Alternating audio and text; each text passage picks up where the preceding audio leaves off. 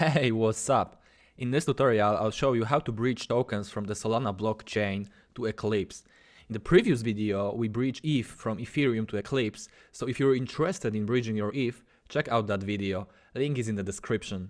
The process is actually super easy. First, head over to the official Hyperlane Nexus bridge. Link, as always, in the description. You'll see a window where you can set all the values needed to complete the bridge.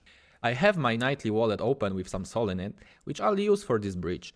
The direction is already set from Solana to Eclipse, just as it should be.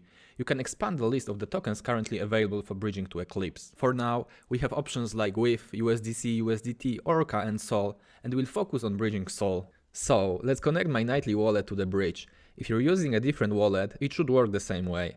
Once our wallet is connected, we can enter the amount of tokens we want to bridge. I'll go with 0.5 Sol.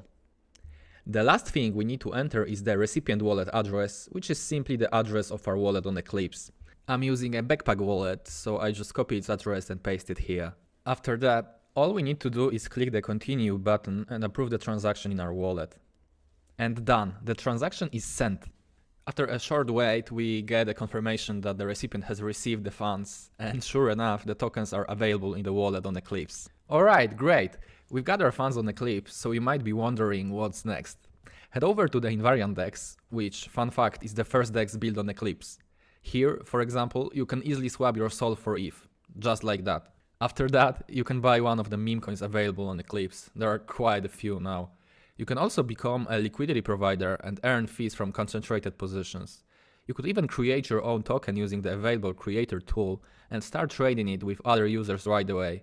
Finally, you can check stats to find the top performing pools at the moment.